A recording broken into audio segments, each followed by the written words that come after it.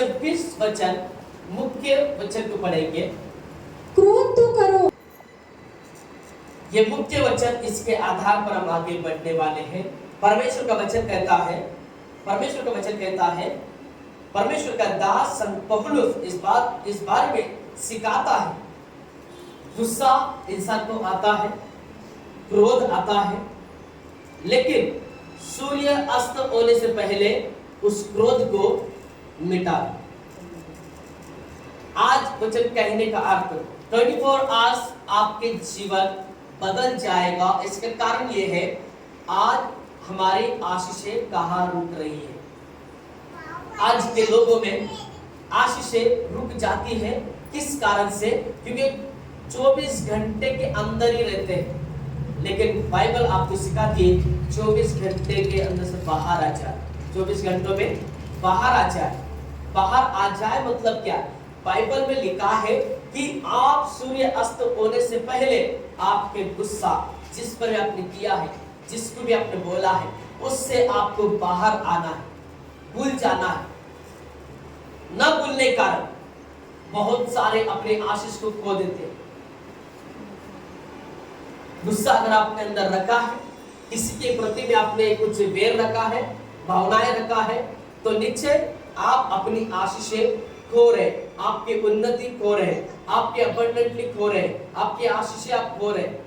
अब कोई रीति से ब्लेसिंग में आप चल नहीं पाओगे। आपके हाथों से बहुत सारी बातें बिगड़ जाएगी। न बिगड़ने के लिए परमेश्वर का वचन आपको कहता है कि आप उस गुस्से के आलम से बाहर निकल कर आ जाए। उस गुस्से के आलम से बाहर निकल कर आ जाए। 24 घंटे में हम जो भी बोलते हैं या करते हैं, या किसी ने गुस्सा किया है या हमने गुस्सा किया है, हस्बैंड हो या पत्नी हो या पति हो, लेकिन बाइबल में लिखा है 24 घंटे के अंदर बाहर आ जाए।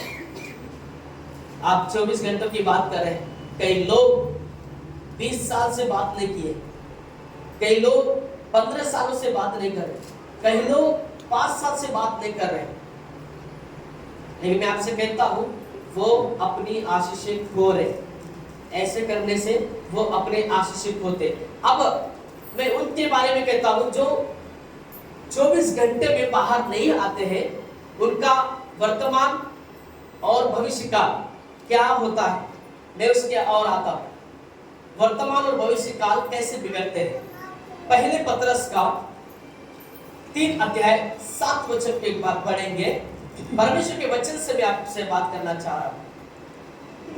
हमें जब हस्बैंड वाइफ में, पति पत्नी में झगड़े हो जाते हैं, बाइबल कहता है उस 24 घंटे के अंदर बाहर आकर उसको भूल जाए, क्योंकि तुम परमेश्वर के एक वरदान है और परमेश्वर ने तुम्हें बनाया इसलिए कि तुम मेल रखे, एक दूसरे के साथ दे, एक दूसरे के साथ दे। ये सब करना कारण ये है कि आपकी आशीषें कहीं ना कहीं ना रुकने पाए। लिखा है कि ऐसे करने से, अगर तुम बातचीत नहीं करोगे, एक दूसरे से फिर से बातचीत नहीं करोगे, तो तुम्हारी प्रार्थनाएं रुक जाएगी। तुम्हारी प्रार्थनाएं रुक जाएगी। जो घुटने टेक कर कई घंटे प्रार्थना कर रहे हैं, तुम्हारी प्रार्थनाएं रुक जाएगी। तो क्या फायदा? हमारी प्रार्थनाएं ना रुकनी चाहिए। परमेश्वर पवित्र है और परमेश्वर के लोग पवित्र बने। परमेश्वर धर्मी है और परमेश्वर के लोग धर्मी बने। मनुष्य के बीच में बहुत सारी बातें हो जाती है, लेकिन बाइबल कहती है तुम्हारा गुस्सा, तुम्हारा क्रोध सूर्य अस्त के बाद नहीं, सूर्य खत्म होने से पहले, अस्त होने से पहले अपने गुस्से को निकाल दो, फिर से मेल मिलाप करें। और मेल मिलाप इसलिए करें, एक तो तुम्हारी प्रार्थनाएं ना रुकने पाए, और दूसरा तुम्हारी उन्नति ना रुकने पाए, तुम्हारी उन्नति ना रुकने पाए।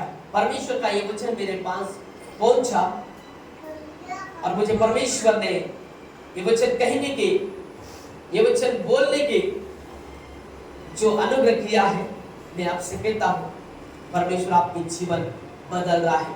24 आवर्स में, 24 आवर्स के बाहर आकर अपने आप को परमेश्वर का लोग मसीह आप कहलाने पाए। अगर जो 24 आवर्स से 24 घंटों में बाहर नहीं आता है, 24 घंटे में वो बाहर नहीं आता है, तो मैं आपसे कहता हूं वो क्रिश्चियन या मसीह नहीं है, नहीं है। क्योंकि परमेश्वर यीशु मसीह ने इस जगत में यीशु आया वो प्रेम सिखाने के लिए, नफरत करने के लिए नहीं, गुस्सा करने के लिए नहीं, मारने या झगड़े करने के लिए नहीं। यीशु जगत में आया प्रेम देने के लिए। और यीशु ने एक नई आज्ञा और सबसे बड़ी आज्ञा यूहन्ना में दिया कि अपने पड़ोसी से प्रेम कर। लेकिन ऐसा नहीं होता है, सबसे पहला झगड़ा तो पड़ोसी से ही करते हैं और बात भी नहीं करते। जरा भी उसका कुछ या अपने घर के सामने आए तो फिर पंगा हो जाए। उसके मन में है कि कैसे हमारे घर के सामने कचरा है। अगर वो ऐसे कोई अवसाजन चल जाए, कोई और डाल दे तो चल जाए, लेकिन पड़ोसी वाले ने डाल दिया तो फिर आपत्ति है। तो प्रभु कहता है तू मसीह नहीं है, मैं तुझे नहीं जानता हूं। मत्ती के 7 अध्याय 22 वचन के आधार पर प्रभु यीशु मसीह कहता है मैं तुम्हें नहीं जानता हूं, तुम कौन हो। वो मसीह नहीं है जो अपने मन में कड़वाहट रखकर चलता है, अपने मन में किसी के बारे में वेर भावनाएं रखता है, गलत इच्छाएं रखता है, गलत भावनाएं रखता है, वो मसीह नहीं है। मैं ऐसे नहीं कहता हूं, स्वयं यीशु मसीह कहता है जानता हूं, मैं तुम्हें नहीं जानता हूं क्योंकि तुम में प्रेम ही नहीं है। और जिसमें प्रेम नहीं उसमें यीशु नहीं है, जिसमें प्रेम नहीं है उसमें यीशु नहीं है, जिस घर में प्रेम नहीं है उस घर में यीशु नहीं है, जिसके हृदय में यीशु नहीं है तो उस वहां कुछ भी अच्छा नहीं होगा। वो प्रभु का बच्चा नहीं है, वो प्रभु का इंसान नहीं है। हमें जो भी मसीह है, सच मसीह में जो सच्चाई का मसीह है, वो प्रेम करता है, गुस्सा टाल दे।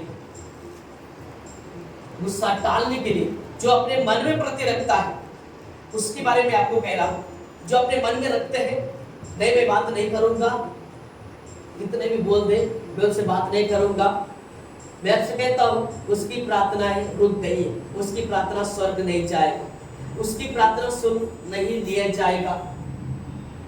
पहले पत्रस में प्रभु का वचन लिखा है, पहले पत्रस में 3 अध्याय 7 वचन में लिखा है तुम्हारी प्रार्थनाएं रुक जाएगी, रुक जाएगी। मुठभेड़ रख रहे हैं, गुस्सा रख रहे हैं, नाराजगी रख रहे हैं, तो आपकी प्रार्थनाएं नहीं जा रही और आप मसीह नहीं। जो अपने मन में रखा है, मैं आपसे कहता हूं मैं आपको बोलने से पहले वचन मुझसे बात करता है, मैं आपको बता रहा हूं, आपको कम समझ में आए। जब मैं उसके अभ्यास कर रहा हूं, जब मैं उसको पूछ रहा हूं, मैं बाइबल के वचन को पूछ रहा हूं कि मन मुटाव रखना या प्रार्थना रुक जाना इसका अर्थ क्या है, तो वचन बाइबल मुझसे बहुत सारी बातें बोलती है, समझाती है। तो आपको बोलने से पहले वो मुझे बता रही है, मुझे समझा रही, और मैं आप अभी यहां बोल सकता हूं और किसी को दम है, हिम्मत है, वो यहां आकर बोल दे कि मेरे अंदर किसी के प्रति गुस्सा है नहीं। मैं बोल सकता हूं क्योंकि मुझे पता है, मैं रोज उसको एंटीवायरस भेजते रहता हूं, कुछ है तो तुरंत उड़ जाए। तुरंत मैं बैठने से पहले, प्रार्थना करने से पहले, तेरे मन में तेरे भाई के प्रति में गुस्सा है तो उसको पहले माफी दे या माफी मांग, उसके बाद प्रार्थना करने आ जाए। तो आज कितने सारे लोग हैं जो कई दिन से उपवास कर रहे हैं, प्रार्थना कर रहे हैं, उनकी प्रार्थना में उत्तर नहीं मिल रहा। क्यों? उसका आंसर आज ये है कि आपके मन में परमेश्वर जो आशीष देना है उसके लिए जगह ही नहीं है, तो कहां से आशीष देगा? उस जगह को पहले खाली करो। उस मन में जिसके प्रति में डाह है, जिसके प्रति में गुस्सा, नाराजगी है, उसको पहले निकाल दो, क्लीन करो, मन को क्लीन कर दो। आमीन, हालेलुया। मन को क्लीन करो तो आपकी प्रार्थनाएं सुनी जाएगी, आपके उपवास का उत्तर मिलेगा। संत परमेश्वर के दास संत पतरस कहता है तुम्हारी प्रार्थना न रुकने पाए। ऐसे करने से हस्बैंड वाइफ में तो लड़ाई होती रहती है, उसका कोई